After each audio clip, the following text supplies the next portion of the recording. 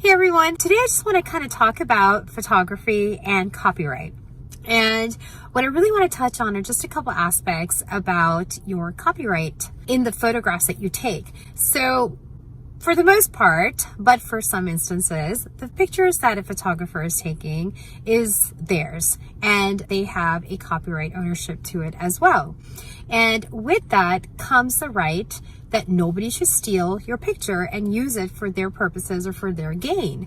So with the World Wide Web and the internet and then the easy access to literally you tap a button on the right and you save a photograph, you can really have a lot of people infringing on your copyright and then they can repurpose that picture.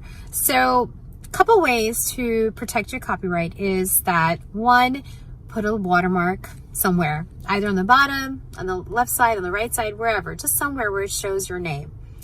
And also it kind of helps when you create this name and you put your brand name on it. So that way, in the event your clients are also using your picture and they forget to give you attribution, then it's already there. Not so big where it's kind of taking away from the picture, but other pictures that are not necessarily your clients, but just for your own portfolio, I would definitely make it a little bit bigger so it's a bit hard to kind of take away also or take it off through Photoshop or through some other means. So that's a great way, a practical way of protecting your picture.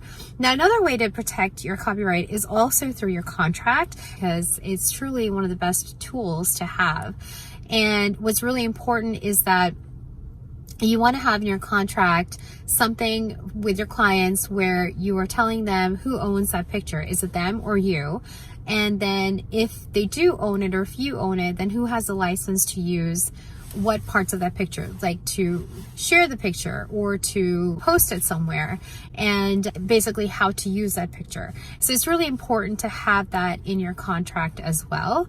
And if you do have a website, I would definitely include the terms of use. I would include that on your website also, and who owns the intellectual property, and that if there is an infringement, then you will be letting them know that you're infringing. So those are some ways to protect your photographs. If you have other questions, please shoot me an email and I'd love to address them.